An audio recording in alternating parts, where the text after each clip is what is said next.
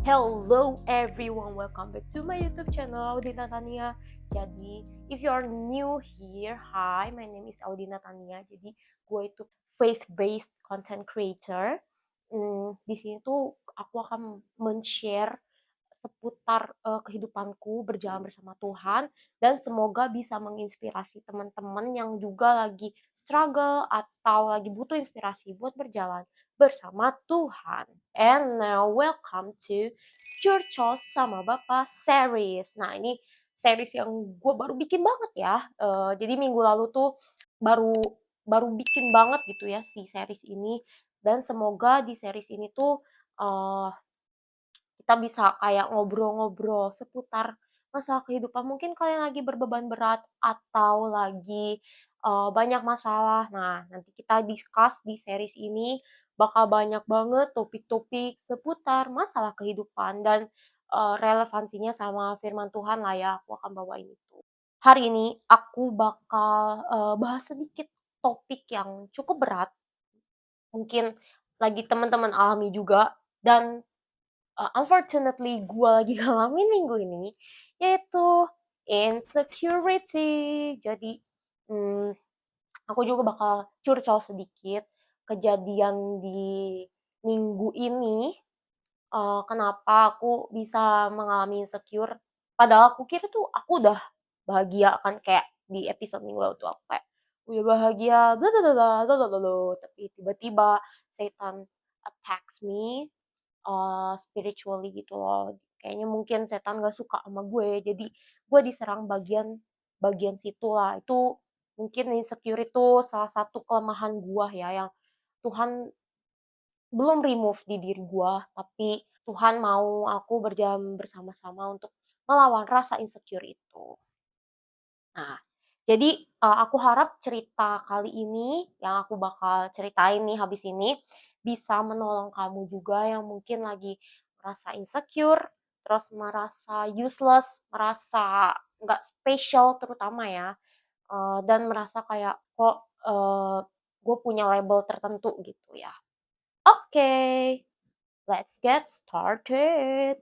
Nah, jadi, gue mau ceritain ya, kayak minggu lalu nih ya, bukan minggu lalu, minggu ini, tepatnya tuh hari Minggu kemarin, gue lagi main sama temen gereja gue, makan, terus kita lagi have fun lah ya, and then tiba-tiba datanglah orang dari masa lalu gue.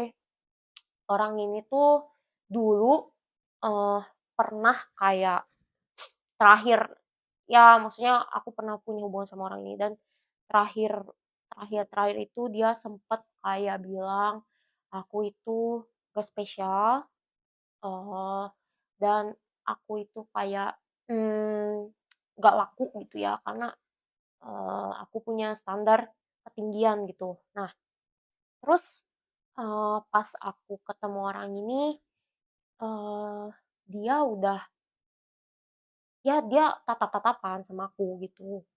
Tatap-tatapan sama aku, dan dia juga udah punya hubungan yang lain lah ya, gitu. Terus waktu sebenarnya waktu ketemu itu aku, ya udah, kayak mungkin aku pikir kan karena aku udah sembuh gitu sama lukanya gitu, tapi ternyata efeknya itu sampai, 4 hari ke depan gitu.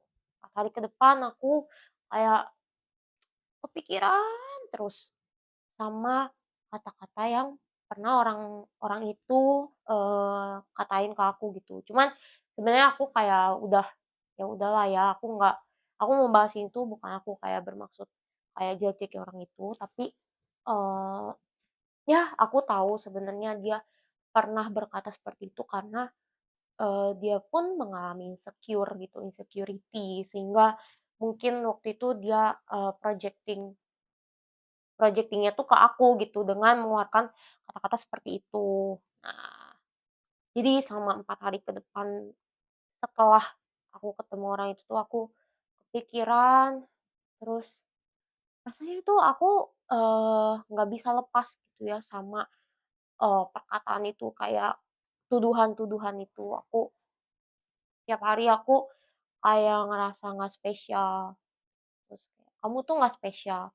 kamu itu nggak laku. Lihat, kamu sekarang, kamu punya standar ketinggian, kamu itu, eee, nggak ada yang mau sama kamu, nggak ada yang, apa ya, nggak ada yang kayak, eee, suka sama kamu, ya in romantic way ya. And then aku rasanya tuh ya sedih lah ya, kayak, selama 4 hari kemarin aku jadi rasanya kurang produktif, terus, kurang bersemangat lah ya menjalani hidup gitu. Dan yang paling penting tuh aku jadi ngerasa apa ya, aku ngerasa kalah, yes, aku ngerasa kayak aku kalah gitu, aku tahu sebenarnya waktu 4 hari itu tuh aku tahu kayak, harusnya aku tuh nggak mikir seperti itu gitu tentang diriku karena eee, aku tahu kenapa aku punya standar tinggi, itu supaya aku, bisa mendapatkan, eee, bisa berada di pernikahan yang bahagia gitu ya. Tapi aku somehow ya merasa kayak tidak laku aja gitu dan aku merasa tidak spesial gitu ya. Jadi, selama 4 hari itu aku, cari cari Tuhan kayak, Tuhan tolong." Akhirnya di hari keempat Tuhan kayak membawa aku ke suatu kisah yang ada di Yohanes 8 ayat 1-11. Ceritanya tuh tentang perempuan berzina yang, diseret nih sama orang Farisi gitu ya, dibawa ke Yesus. Waktu itu, orang Farisi itu pengen mencoba Yesus sebenarnya, makanya mereka membawa, perempuan yang berzina ini. Nah, dan orang Farisi itu ingin merajam batu ke perempuan ini gitu. Nah, oke kita lihat ya, sekilas saja nih. Orang Farisi itu bilang, "Rabi, perempuan ini tertangkap basah ketika ia sedang berbuat zina. Musa dalam hukum Taurat memerintahkan kita untuk melempari perempuan-perempuan yang demikian. Apakah pendapatmu tentang itu?" Akhirnya, Yesus membungkuk lalu menulis dengan jarinya di tanah. Aku nggak tahu Tuhan Yesus menulis apa gitu ya. Nah, terus tapi si orang Farisi itu keep asking gitu ya. Nanya-nanya terus nih. Kemudian akhirnya Yesus menjawab gitu ya, karena orang Farisi itu tanya-tanya terus. Yesus menjawab gini, "Barang siapa di antara kamu tidak berdosa, hendaklah ia yang pertama melemparkan batu pada perempuan itu." Wow. Nah, akhirnya singkat cerita orang Farisi itu satu persatu keluar dari tempat kerumunan itu, meninggalkan Yesus dan perempuan yang berzina itu. Terus, akhirnya Yesus, bertanya gitu ya kepada perempuan itu, "Hai perempuan, di manakah mereka? Tidak adakah seorang yang menghukum engkau?" Kemudian jawab perempuan itu, "Tidak ada Tuhan." Lalu kata Yesus, "Aku pun tidak menghukum engkau. Pergilah dan jangan berbuat dosa lagi mulai dari sekarang." Wow, jadi aku tuh selalu kagum gitu sama, jawabannya Tuhan Yesus ya, buat melawan perkataan orang Farisi itu ya. Kayak dia tuh, sangat penuh hikmat, sangat sangat pandai, sangat, melebihi akal budi kita lah ya jawabannya gitu ya. Ya dia juga Tuhan, dia seorang, nabi lah ya. Nah, makanya si perempuan berzina ini juga mungkin, karena amazed sama jawabannya, dia juga bisa kayak, "Wow wow ini," mungkin dia juga udah denger ya perempuan yang berzina ini mungkin udah denger, "Oh, Yesus Tuhan," gitu. Dan dia mungkin makin kagum lagi gitu sama jawabannya Yesus sehingga kayak, "Oh iya, tidak ada lagi Tuhan," gitu. And then, eee yang buat aku kagum juga tuh jawabannya Yesus gitu ya. Yesus bilang akhirnya ke perempuan itu, "Aku pun tidak menghukum engkau, pergilah dan jangan berbuat dosa lagi mulai dari sekarang." Wow, di sini tuh aku ngelihatnya, Yesus itu sebagai, pembela gitu ya, seorang pembela gitu. Kadang aku juga, mmm, merasa ya seperti perempuan ini gitu, tidak layak, tidak tidak, eee tidak spesial gitu ya, kalau dalam konteks ini gitu ya. Tapi, eee, di sini, tuh aku diingetin kembali gitu bahwa walaupun aku merasa tidak spesial, walaupun aku, banyak kekurangan aku gitu. Aku di mata dunia aku tuh nggak layak, di mata dunia itu aku ada salahnya gitu ya. Tapi, eee di perikop ini tuh aku jadi inget bahwa aku tuh cuman butuh validasi tuh validasi dari Tuhan aja gitu. Karena cuman Tuhan yang ada di sampingku, cuman Tuhan yang selalu membela aku gitu. Meskipun aku salah, dia tuh memandangnya itu ya kayak dia lihat ke perempuan ini gitu ya. Memandangnya oke, kamu kamu tuh salah tapi kamu belajar gitu. Tapi kamu jangan mengulangi kesalahan itu gitu. Nah, kayak wow di Yohanes 8 ini tuh, eee, keren banget gitu ya, menggambarkan Yesus yang menjadi pembela kita gitu. Nah, kisah, Yohanes 8 ayat 1-11 ini tuh, sebenarnya muncul di hari keempat. Jadi aku mau ceritain gitu ya, di hari keempat ini apa yang terjadi sama diriku gitu. Aku kan tadi cerita kayak cari Tuhan sama 4 hari, aku nggak bisa keluar dari rasa insecure itu kayak rasa gak spesial, ngerasa nggak laku gitu ya. Itu selama 4 hari. Nah, kemudian di hari keempat Tuhan tolong aku. Jadi di malam hari keempat itu sebelum tidur akhirnya aku kayak aku puja penyembahan, terus aku menyanyikan lagu Sejauh Timur dari Barat yang dibawakan oleh Ko Yesua Abraham gitu. Biasanya aku kalau praise and worship pakai lagu-lagunya yang dia nyanyiin yang hashtag saat teduh itu loh. Nah, ya thank you kok. Di lagu itu kan kayak